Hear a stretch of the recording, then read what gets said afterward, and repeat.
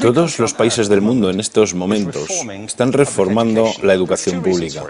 Existen dos razones para ello. La primera es económica. La gente está intentando resolver cómo podemos educar a nuestros niños para que ocupen su lugar en la economía del siglo XXI. ¿Cómo hacemos eso? Si ni siquiera podemos anticipar cómo será la economía al final de la próxima semana, como esta reciente crisis lo está demostrando. ¿Cómo hacemos eso? La segunda razón es cultural. Todos los países del mundo están intentando resolver cómo podemos educar a nuestros niños para que tengan sentido de identidad cultural, para poder legarles los genes culturales de nuestras comunidades y a la vez formar parte del proceso de globalización. ¿Cómo cuadramos ese círculo? El problema es que están intentando enfrentarse al futuro, a base de hacer lo mismo que en el pasado. Y en el proceso están alineando a millones de niños que no ven ninguna utilidad en asistir a la escuela. Cuando nosotros íbamos al colegio nos retenían allí con la historia de que si trabajábamos mucho y sacábamos buenas notas y luego estudiábamos un título universitario, tendríamos un trabajo. Nuestros hijos no se creen eso. Y hacen bien, por cierto. Es mejor tener una titulación que no tenerla, pero ya no es ninguna garantía. Y especialmente no lo es si el camino hacia ella marginaliza la mayoría de cosas que tú consideras importantes acerca de ti mismo. Hay gente que dice que hay que subir los estándares, que eso sería un avance. Ah, ¿sí? Sí, lo deberíamos hacer. ¿Y por qué ibas a querer rebajarlos? No me he encontrado con ningún argumento que me convenza para bajarlos. Pero subirlos, por supuesto que habría que subirlos. El problema es que el sistema educativo actual fue diseñado, concebido y estructurado para una era diferente. Fue concebido en la cultura intelectual de la Ilustración y en las circunstancias económicas de la Revolución Industrial. Antes de la mitad del siglo XIX no había sistemas educativos públicos. En realidad no. O sea, podrías estudiar con los jesuitas si tenías dinero, pero la educación pública, pagada con los impuestos, obligatoria para todo el mundo, gratuita y a la vuelta de la esquina, era una idea revolucionaria. Y mucha gente se opuso a ello.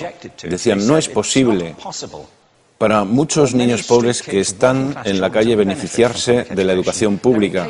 Son incapaces de leer y escribir. ¿Por qué perder tiempo con esto? Y también se asienta sobre una serie de suposiciones sobre la estructura social y la capacidad de las personas. Fue dirigido por el imperativo económico de aquel momento, pero a lo largo de todo ello se infiltró el modelo intelectual de la mente, el cual era esencialmente la idea que la Ilustración tenía sobre la inteligencia. La auténtica inteligencia consistía en cierta capacidad para el razonamiento deductivo y un conocimiento amplio de la cultura clásica. Se podría resumir en capacidad académica. Y esta idea está fuertemente enraizada en la reserva genética de la educación pública. El creer que hay dos tipos de personas, académicas y no académicas, y la consecuencia de eso es que mucha gente brillante se creen que no lo son porque han sido evaluados siguiendo este concepto de mente. Así que tenemos dos pilares gemelos, el económico y el intelectual. Y desde mi punto de vista, este modelo ha causado caos en la vida de mucha gente. Ha habido gente que se ha beneficiado maravillosamente de él,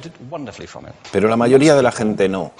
En lugar de beneficiarse, sufren de esto. Una epidemia moderna, mal ubicada y también ficticia. Esta es la plaga del síndrome de déficit de atención e hiperactividad, TDAH. Este es un mapa de la incidencia del TDAH en Estados Unidos. El mapa de prescripciones médicas para el TDAH. No me malinterpreten. No quiero decir que el síndrome de déficit de atención no exista. Yo no tengo la formación necesaria para ello. Sé que la amplia mayoría de psicólogos y pediatras creen que sí, pero aún es un tema a debatir. Lo que sí me consta es que no se trata de una epidemia. Estos niños están siendo medicados tan rutinariamente como a mi generación nos quitaban las amígdalas, por los mismos motivos caprichosos y por la misma razón, la moda de la medicina. Nuestros hijos están viviendo en el periodo más intensamente estimulante de la historia de la Tierra. Están siendo acosados con información y les están reclamando su atención desde todos los medios. Los ordenadores, los iPhone, las vallas publicitarias y cientos de canales de televisión. Y nosotros les penalizamos por distraerse. ¿Distraerse de qué? Cosas que son un aburrimiento, en la escuela sobre todo. Me parece a mí que no es totalmente una incidencia el hecho de que la incidencia del TDAH haya crecido paralela al incremento de los test estandarizados. A estos niños se les está dando cosas como Ritalin, Adderall, a menudo medicación bastante peligrosa, solo para hacer que se concentren y se calmen. Pero según esto, el déficit de atención aumenta al ir al este de este país. La gente empieza a perder el interés en Oklahoma.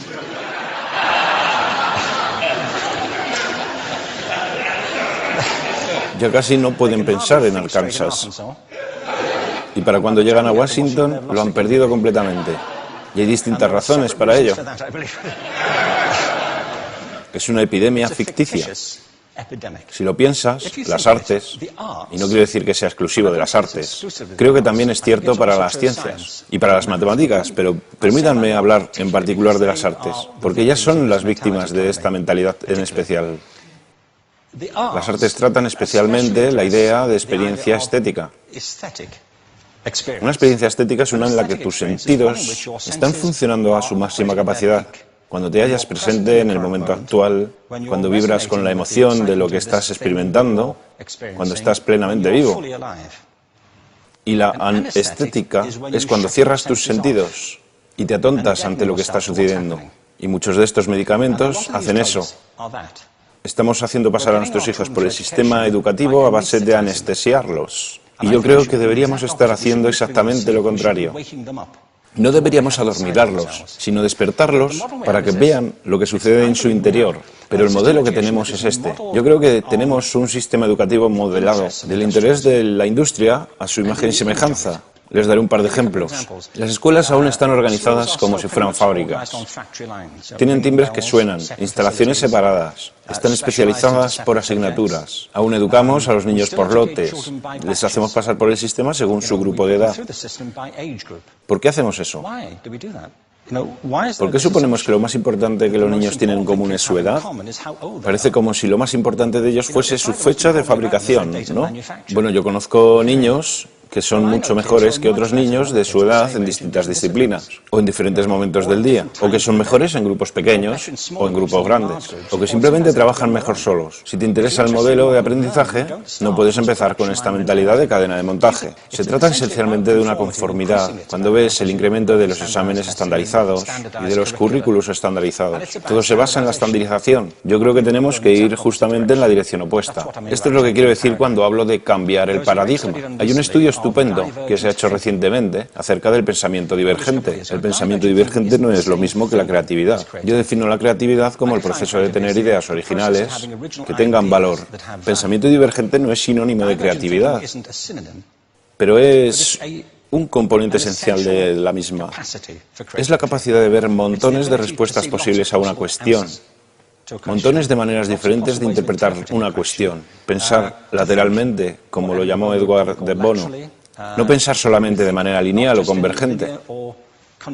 Ser capaz de ver múltiples respuestas y no solo una. Así que yo diseñé un test para esto y voy a inventarme un ejemplo. A la gente se le puede preguntar cuántos usos se le ocurren para un clip. A la mayoría se les ocurren unos 10 o 15. A la gente que se le da bien, se le pueden ocurrir 200. Y lo hacen porque preguntan, ¿el clip podría estar hecho de goma y medir 60 metros? ¿Tiene que ser un clip tal como lo conocemos? Bueno, pues diseñé el test y lo probé con 1.500 personas. En un libro titulado Más allá del punto de ruptura, y en el protocolo del test, si superabas una puntuación determinada, se te consideraba un genio del pensamiento divergente. Así que quiero preguntarles, ¿qué porcentaje de la gente que hizo el test puntuó como genio en pensamiento divergente? Y debo decir una cosa más acerca de ellos. Eran niños de jardín de infancia. Así que, ¿qué opináis? ¿Qué porcentaje de genios?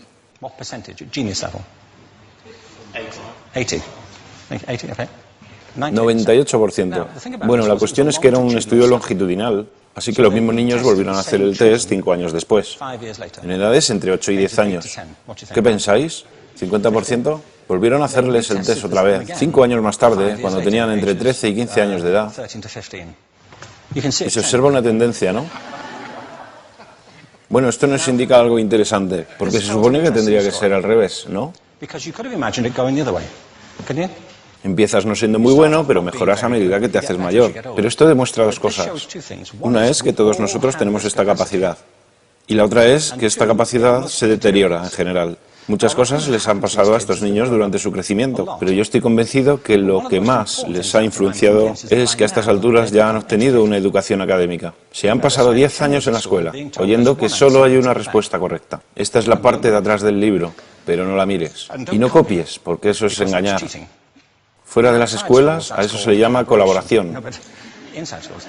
Esto no sucede porque los docentes así lo quieran, es simplemente porque sucede así.